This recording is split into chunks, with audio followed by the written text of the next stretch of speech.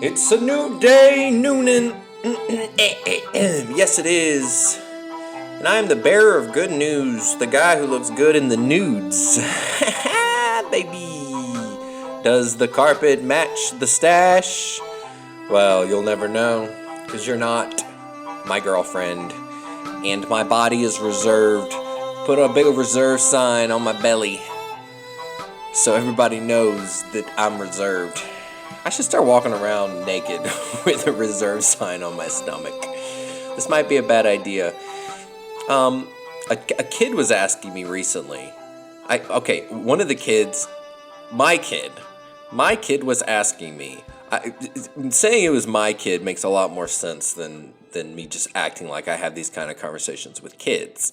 My child was asking me, why is it that men can walk around with their shirts off but women can't?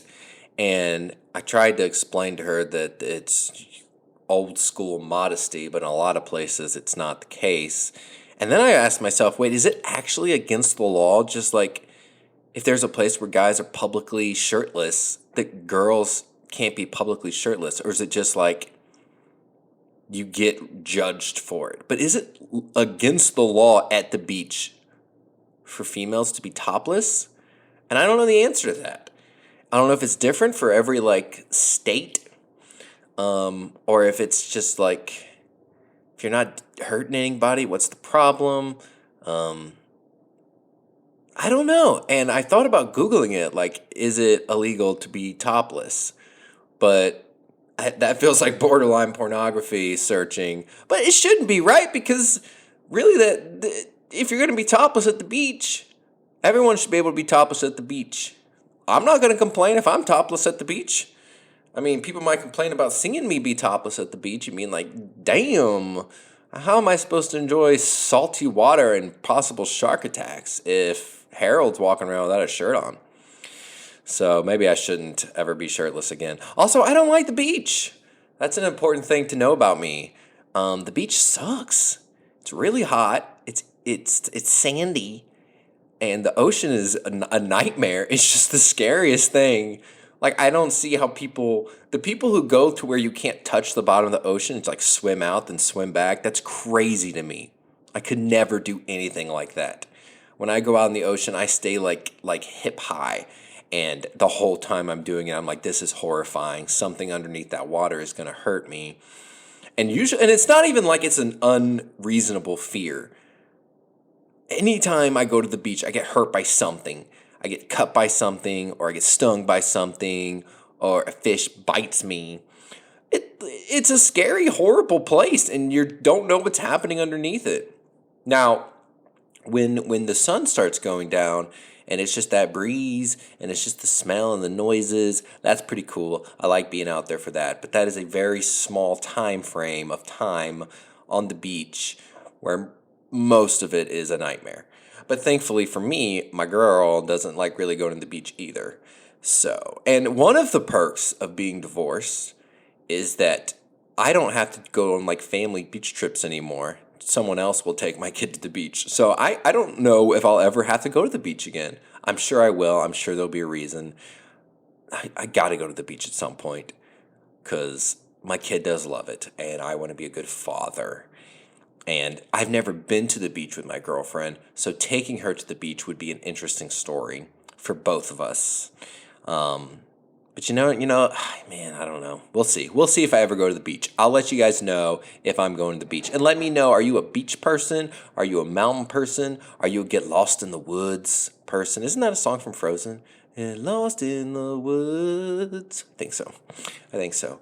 Speaking of weather and being outdoors, how about that big old storm that was supposed to hit us last Saturday? That big, scary, bad boy that was supposed to come through and ravage us. Pretty disappointing. I was in Fairburn Saturday night doing an improv show. We had a big improv show planned and scheduled, but because of the storm, we had to redo everything because a bunch of the cast wasn't feeling safe and some of the patrons weren't feeling safe. So we redid it, and we just did an improv show of, hey, we've got all our games here that we like to play. Give us a random number. We're going to throw some people up and we'll play. And we just did that for an hour and a half, and it was super fun. It was the most fun I've had performing improv in a long time, because improv is so much better when it's fun. And a lot of times when you practice like a theme and a plan for too long, you start worrying too much about the mechanics of how we're going to do this show. And you forget that, oh, we're just supposed to have fun and goof off. So it was fun. We goofed off. But the point is, I didn't get back home till 10 o'clock from Fairburn. We didn't get back to Newnan until 10 o'clock. And that's when the storm was supposed to like be starting up. And it was windy, and the windows made noises, and the trees swayed back and forth. But that was it. Some lightning. Slept right through it. And I'm sure other cities had it a lot worse than Newnan did in the Coweta County area. But man, for us, it was, I think, see, I want to say the lesson is not to be so scared of incoming storms, but we have had terrible tornadoes come through that were the worst, and it was a good thing that people were scared, or people should have been more scared. So I'm not going to say I don't think there is a lesson. You know what? And sometimes that's okay. Sometimes it's okay to not, what is that noise? Oh my God, that is the loudest thing. I've never heard my fridge make that noise before. I'm assuming that's the ice maker, but holy moly, that was spooky. Oh, yeah. The ice maker doesn't even work right. Like, we've got the crushed ice button and the cubed ice button, but it doesn't matter which one you press, it's going to be the crushed ice. And that's frustrating. So, you need a new fridge. So, if anybody has a fridge they would like to donate, come at me. Oh, and then the water button doesn't work. The one that makes the water come out, that didn't work either. And I would think that if, like, to me it doesn't make sense. If it's going to do the water and the water doesn't work, how's it doing the ice? Because isn't it like the same line basically? Because you got to have the water come to make the ice. But I guess at some point in between the getting to the ice and getting to the water, it has a mistake and it messes up. So anyways, that doesn't matter. You don't care. I hope everyone was safe during the storm. I know a lot of people were all hidden up in their basements. I don't have a basement, or they were hidden up in their storm shelters that they have underground, as most Newnan residents have, their underground storm shelter. I would think everybody's safe, though, because I ain't heard nothing about anybody having anything. I've only heard people make fun of the fact that it was not a problem. It was chill. So, good. That's what I like to hear. I like to hear that the world is safe, man. That it's safe. What else is going on? It is Thursday, March 20th. Tomorrow, apparently, PETA plans to blast pig squeals and subliminal messages outside of Newnan restaurants. Yep, they're going to bring a van called Hell on Wheels. Well, a truck called Hell on Wheels that tries to replicate what it's like for the pigs that get slaughtered in order to make barbecue or other pig-related foods. I don't know all the pig, bacon, pork is pig, barbecue, pork chops, things of that nature. I was going to say grilled chicken. That's definitely not one. Do they have grilled pork? I mean, not grilled pork. Do they have fried pork? I don't think I've ever had fried pork before. Sounds really good, though. Ooh, fried pork sounds good. But PETA will be in town either tomorrow or whenever you're listening to this. They'll be there March 21st, apparently, is their plan to come on through Friday evening. And isn't that the art walk time? That means during the art walk. I believe it's the art walk. I know there's something happening in downtown Newnan. There will also be a Hell on Wheels truck that's going to annoy us into not eating pig anymore. And I'm going to be honest, I forgot about PETA. I forgot that they exist. Like, you see so much about protests and stuff, like the people who like tape themselves together in the middle of the road and stuff like that, or people that run into sports events and do like there's so many protests happening right now that PETA kind of gets forgotten about. I forget that with all the stuff happening in the world, there is also PETA. I don't know when like what they do anymore. I guess they drive around a truck that says Hell on Wheels. They probably do a lot. They probably do a lot of things. I don't know if any of it's useful. Like, I get it. I get PETA. I get what their point is. I'm sure that there's hypocrisy involved and all kinds of shenanigans. But I totally get the point of trying to convince people that they should be disgusted by it's like the Passion of the Christ, right? The movie about Jesus. Like, it's not biblically accurate. There's stuff in it that isn't included in the Bible, but it makes it even sadder and more disturbing. And I feel like that's what PETA probably does. Like, their message, I get. Their message is believe in God and get saved. Oh, wait, no. Their message is believe in vegetables and get a garden. Something like that. But the way they go about presenting their message is a little extreme. So, that's what I consider PETA. They're the Passion of the Christ of organizations. I don't know if that metaphor or if that comparison works, but I'm going to stick with it. I'm going to stick with it. If you like playing trivia, I got trivia for you. Tuesdays at Wings and Things in Fayetteville. Wednesdays at Amici's in Fayetteville. I'm really good at it. And if you're listening to this and you're a business owner and you're like, I want to try trivia at my location. I don't have a lot of money to spend. I need to find a nice startup who's got experience. I'm your guy. I know there's other trivia options. There's 3 or 4, maybe more than that, trivia options in the Coweta County, Fayette County area. But give me a try. I'm pretty good at it. This past Wednesday, we had like the best attendance ever at an Amici's. So we've been building some momentum going with our game that we've been doing with Trivia Lab. I don't know if the actual game has a name, but that's the company that I work for on Wednesdays. And we had so many teams last night that I ran out of scorecards. I was like, well, I hopefully no one else wants to play. And thankfully, I ran out of pins and scorecards at the exact right amount of teams. So that totally worked. But it was great. We had great fun. So if you're ever free, the Tuesday's game and Wednesday's game are different. They're different formats, different scoring, different questions for the most part. Come play, come meet me, come hang out. And if you want to get me involved in Coweta County to host some trivia, I'm ready to do that too. What else is going on? This is a very short episode.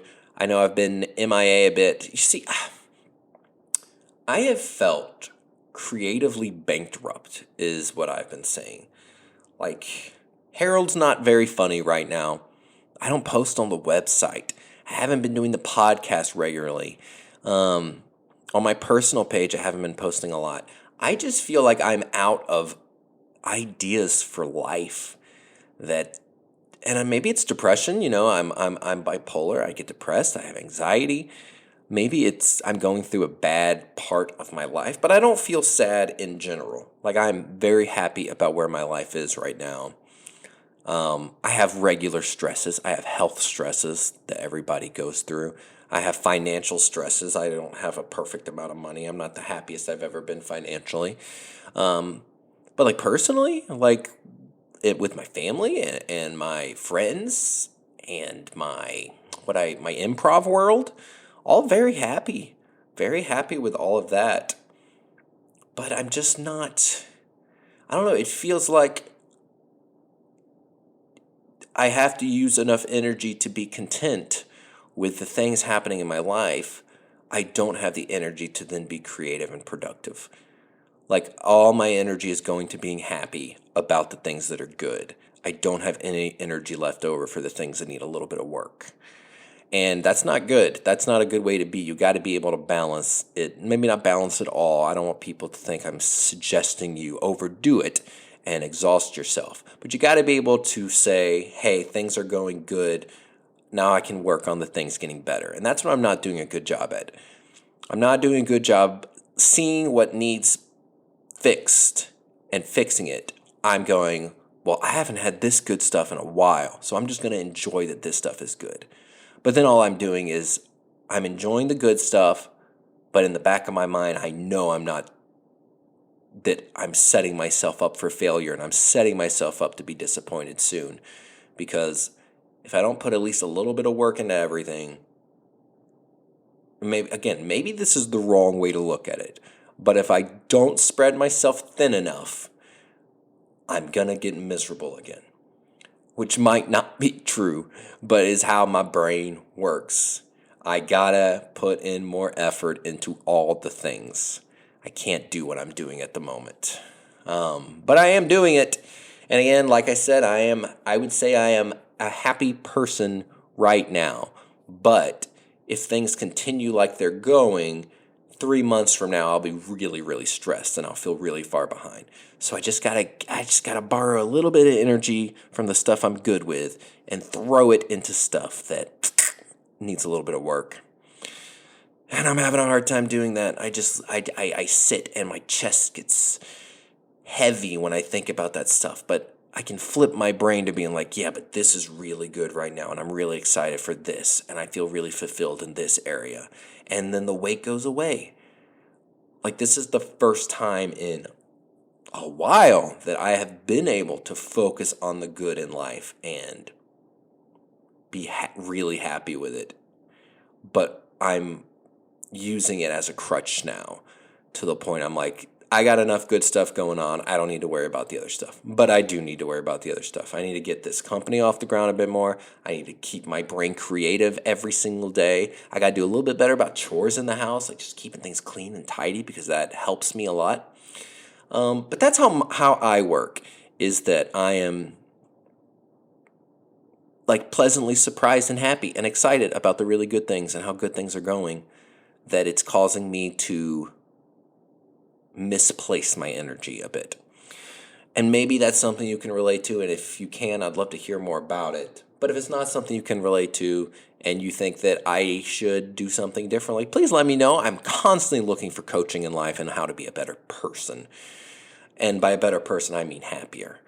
What else makes me happy that is going on right now is March Madness. That's right, we've got a game on right now. We got the Purdue game, watching the Purdue game. I wanted to watch the Louisville game, but it's not on any of the streaming services, so I can't watch it, which is lame because that is the game that I wanted to watch, because that's an 8-9 seed. If you love March Madness and you love building those brackets, then I love you. If you don't like it, then I hate you. Just kidding. I love everyone. Here's what I've got as my Final Four. I got Florida and Michigan State, Alabama and Houston. So that's what I've got over here, which are 1 and 2 seeds, which I know is kind of lame. Like, you're supposed to pick some upsets and stuff. But I don't watch college basketball. I don't know what's going on. That's not the point of March Madness brackets. I just start watching it right now during the tournament. Otherwise, I don't know what's going on. I ain't got time to watch basketball. And the thing about college basketball is the regular season is so unimportant, because, 64 teams are going to get into the playoffs? If you have 64 teams in the playoffs, I don't need to watch to find out which of the 64 teams is good and bad. Like, I can't. It's just that the regular season doesn't matter enough. Like college football, fun. You have your best 12 teams to get into the playoffs. In NFL, you've got your division winners that get into the playoffs, so it's fun to watch division games and things like that. But for college basketball, why does it matter if I know what the 64 best teams are? I don't like enough of basketball to watch it. So, it's fine. Basketball's fine. I like March Madness. I like seeing if my little team names go bloop, bloop, bloop, bloop, bloop, and they do well or not. So that's what I've got going on. I love you. I'm going to go watch basketball. Let me know how you feel about PETA. Let me know how you feel about the beach. Let me know how you feel about my mental health, I guess. And I'll change everything about myself to please you.